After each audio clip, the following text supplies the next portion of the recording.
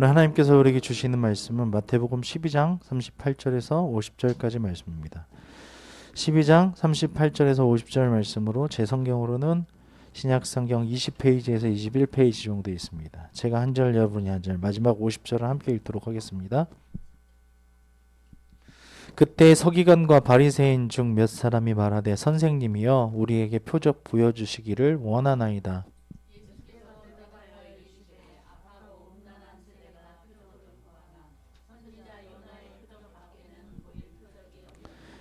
요나가 밤낮 사흘 동안 큰 물고기 뱃속에 있었던 것 같이 인자도 밤낮 사흘 동안 땅 속에 있으리라.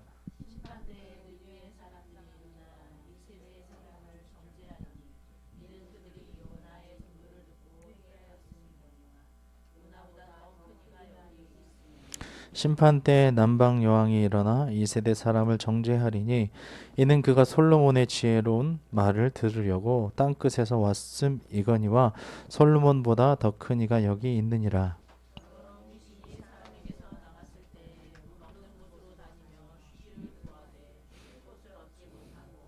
이에 이르되 내가 나온 내 집으로 돌아가리라 하고 와보니 그 집이 비고 청소되고 수리되었거늘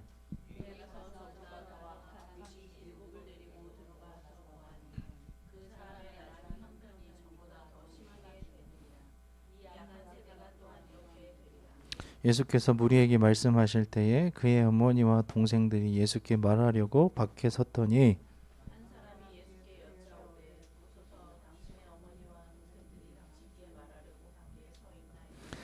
말하던 사람에게 대답하여 이르시되 누가 내 어머니이며 내 동생들이냐 하시고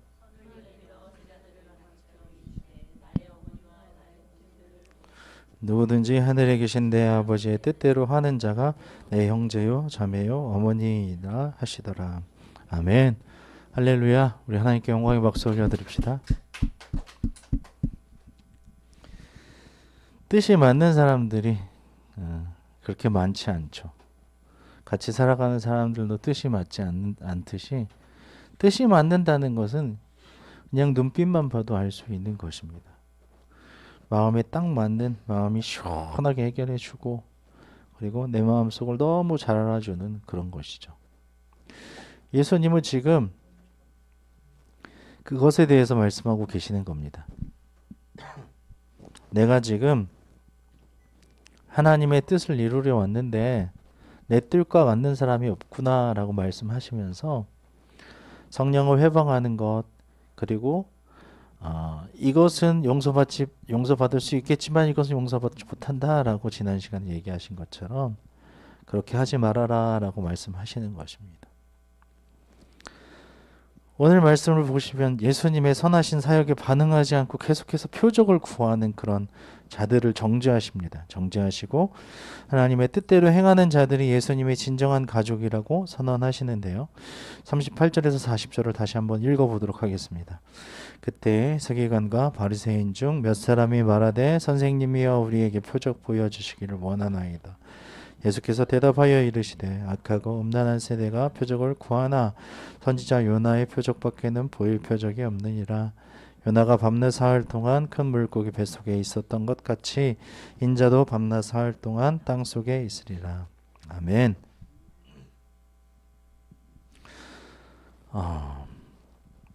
여기에 나오는 서기관과 바리새인들 중 몇 사람이 말하며 이렇게 되어 있죠. 말하되 무엇을 보여달라고 합니까? 선생님이여 우리에게 표적 보여주기를 원하나이다.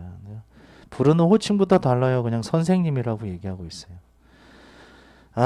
본 사람들은 알아봤을 거예요. 메시아라고 그리스도라고. 하지만 이 사람들은 절대로 인정하기 싫은 거예요. 성령을 회방하고 있고 그냥 받아들이지 못하는 선생님이요 라피요 이렇게 얘기하는 거죠.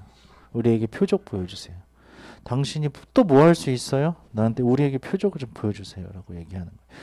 지금까지 병도 고치고 죽은 사람도 고치고 그 다음에 표적을 계속해서 보여주었지만 계속해서 요구하는 거죠. 이들은 보여주신 표적을 기꺼이 인정해야 했습니다.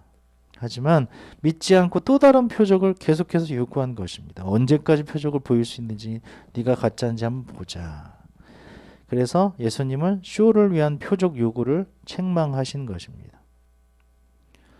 예수님께서는 표적을 구하는 악의에 찬 사람들을 향해서 요나의 표적밖에 보여줄 것이 없다고 말씀하십니다. 예수님이 말씀하시는 요나의 표적이 무엇입니까? 구약시대에 요나 선지자는 큰 물고기 뱃속에서 사흘 밤낮을 보냈다는 것이죠. 살 수 없는 환경이잖아요. 그렇죠? 그런 환경에서 사흘 밤낮을 보냈고, 예수님은 이 요나의 이 경험과 체험을 자신의 죽음과 그리고 매장 및 부활의 어떤 징표로 삼으신 거예요. 십자가와 부활. 내가 죽을 것이고 너희의 모든 죄를 다 짊어지고 죽을 것이고 다시 땅속에 묻혔다가 3일 만에 살아날 것이다 라는 것을 요나의 어떤 표적을 통하여서 말씀하시는 것이죠. 죽음에서 다시 살아나오시는 자신의 부활에 대한 예고를 말씀하시는 것입니다. 즉 느헤의 사람들에게 요나의 메시지가 표적이 되어서 그것을 믿고 회개한 자가 살아난 것처럼, 그렇죠? 그 옛날 장대에 달린 불뱀을 보고 보는 사람마다 살아난 것처럼 이 니느웨 성이 무너질 것이다 믿고 회개하고 믿는 사람들은 살 것이다 라는 것을 듣고 제 위에 앉아서 베옷을 입은 사람들은 살아난 것처럼 이 세대가 예수님의 말씀을 듣고 회개하면 살겠지만 그렇지 않으면 죽게 된다는 말씀입니다. 아주 심플한 말씀이시죠. 그리스도라고 보여주고 메시아라고 보여주고 예언을 보여주고 알려주고 성취하고 깨닫게 해도 알아듣지 못하는 그 세대에 이 말씀을 듣고 행하기만 하면 살게 된다라고 말씀하시는 하나님의 말씀인 것입니다. 우리가 구하는 것은 무엇입니까? 하나님께서 말씀 안에서 이미 충분히 주신 은혜의 표징, 이 표적들을 붙드시기를 주님의 이름으로 축원합니다. 아멘. 선생님이여 하면서 표적을 또 보여주세요. 오늘도 보여주세요. 예수님이 살아계신 거, 하나님이 살아계신 거, 나를 인도하고 계신 거, 나와 함께하고 계신 거 보여주세요 라고 하는 것은 여기에 있는 서기관과 바리새인 중 몇 사람과 같은 행동이라는 것입니다. 오늘도 보여주지 않으시고 우리에게 이미 보여주신 것을 가슴에 간직하고 그것으로 나의 모든 보물이라 생각하고 하나님 나라 갈 때까지 주님과 함께 영광의 그 삶을 동행하시기를 주님의 이름으로 축원합니다. 아멘. 41절 42절을 함께 읽겠습니다. 심판때에 니느웨 사람들이 일어나 이 세대 사람들을 정죄하리니 이는 그들이 요나의 전도를 듣고 회개하였으니거나 요나보다 더 큰 이가 여기 있으며 심판때에 남방 여왕이 일어나 이 세대 사람을 정죄하리니 이는 그가 솔로몬의 지혜로운 말을 들으려고 땅끝에서 왔음이거니와 솔로몬보다 더 큰 이가 여기 있느니라. 아멘. 예수님께서 요나보다 솔로몬보다 크신 분이십니다. 그렇게 믿으십니까? 아멘. 그 당시에 이 요나라는 선지자는 굉장히 큰 선지자예요. 나라를 지킨 사람처럼. 또 솔로몬 부국강성을 이루었던 우리나라에 그런 왕이 어떤 왕이 있죠? 나라를 이기고 해서 영토를 엄청나게 넓힌 사람이, 그런 사람과 같은 사람이 솔로몬이에요. 그래서 우리 한글을 만든 사람 하면은 딱 떠오르는 사람이 있잖아요. 그분이 우리에게 한글을 주셨어라는 어떤 그런 마음처럼 이스라엘에서 솔로몬보다 큰 사람은 없어요, 왕은. 그래서 부국광성한 그 나라를 생각할 때는 솔로몬을 연상합니다. 근데 예수님은 요나보다 크신 참 선지자로서 하나님 나라의 복음을 선포하셨고, 솔로몬보다 크신 하나님 나라의 진정한 왕으로서 지혜와 지식의 근본이십니다. 할렐루야. 아멘. 또한 성전, 제사장보다 크신 분이십니다. 그러므로 역사상 예수님보다 더 큰 존재는 아무도 없다라는 것입니다.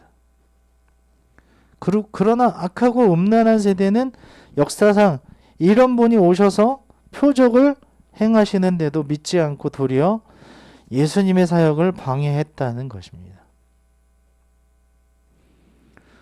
여기에서 보면은 어떤 세대라고 합니까? 악하고 음란한 세대라고 합니다. 지금도 마찬가지인데요. 악하다는 것은요, 하나님의 기준에서 벗어난 거예요.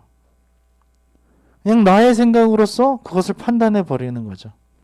음란하다는 것은 무엇입니까? 하나님을 향한 순결을 버린 거예요. 그냥 잡다한 어떤 여러 가지의 것들로 하나님의 자리를 대신하는 거죠. 기준과 어떤 그런 자리들을 내어주는 그런 사람, 이런 사람들이 바로 악하고 음란한 사람들입니다. 그러므로 요나의 메시지를 듣고 회개한 니느웨 사람들이나 솔로몬의 메시지를 듣고 싶어 먼 길을 찾아온 남방 여왕이 일어나서 이 악한 세대를 정죄할 것이라는 거예요. 니네 잘못했어. 니네는 심판을 받을 거야. 이렇게 하는 것은 옳지 않아 라고 정죄하는 것입니다. 얼마나 놀라운 일입니까? 이방 사람들이 정죄하고 니느웨 그 사악하고 악독한 사람들이 정죄한다는 거예요.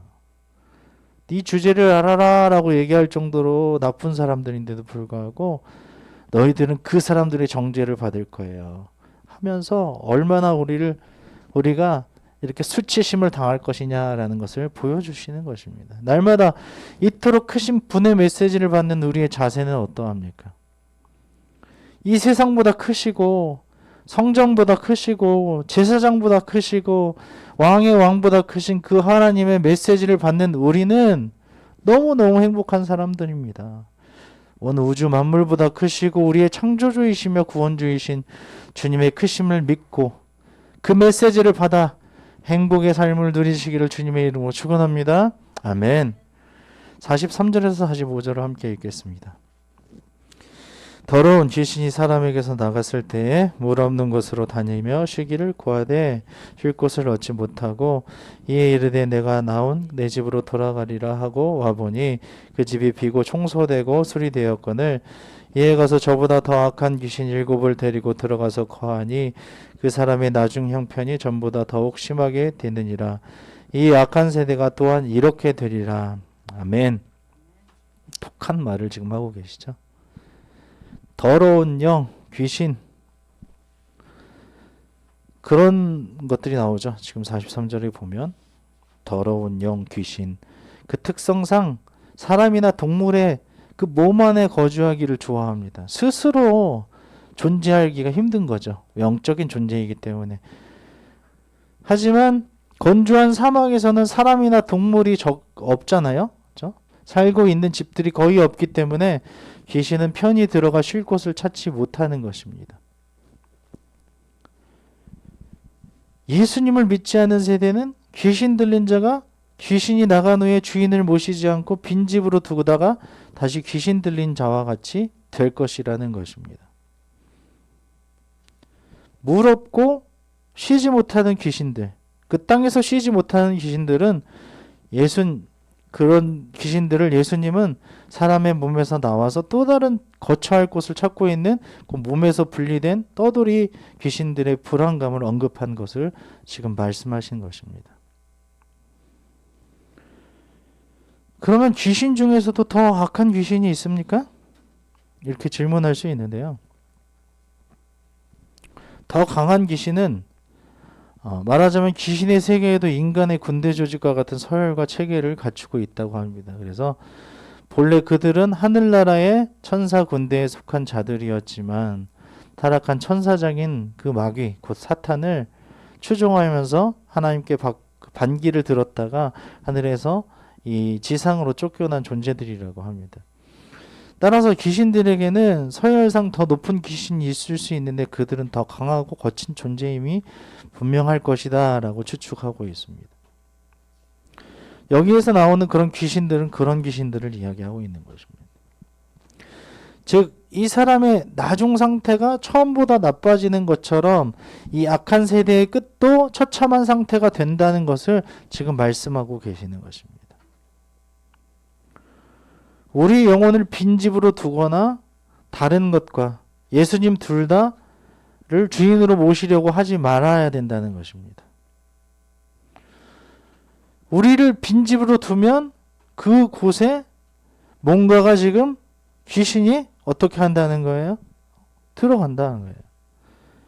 근데 그 집이 비고 청소되고 수리되었거늘 이제 가서 저보다 더 악한 귀신 7을 데리고 들어가서 거하니 그 사람의 나중 형편이 전보다 더욱 심하게 되느니라.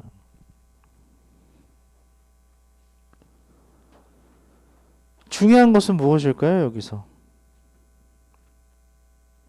어떤 걸 모시고 있냐는 거예요. 하나님이 아닌 예수님이 아닌 다른 것을 섬기려고 하는 이 세대예요. 점을 치고 어디 무당에 가서 이야기를 하고 귀신의 힘을 빌린다고 하고 하는 그런 세대라는 거예요. 특히 정치적인 그런 입장에서도 그렇게 많이 하고 있는 거 아닙니까? 근데 그들은 답을 줄 수가 없어요. 왜냐하면 그들의 뜻대로 이 세상이 창조되지 않았기 때문에 그렇습니다. 사람도 어떻게 창조되었는지도 몰라요. 그 사람들은. 그 귀신들은 그냥 묶어 놓는 거예요. 다른 걸 못하도록. 예수님께 들어가지 못하도록 하는 것이죠. 사탄에게 묶여서 처음보다 더 철저히 무너진다는 것을 기억하십시오. 묶이면 더 철저히 묶인다. 더 철저히 무너진다. 그 사람의 나중 형편이 전보다 더 심하게 되느니라. 이 악한 세대가 또한 그렇게 되리라 라고 말씀하시는 거예요. 그러니까 지금 전하는 복음을 들어. 내가 십자가에 달려서 죽고 부활한 것을 믿어 라고 말씀하시는 거예요.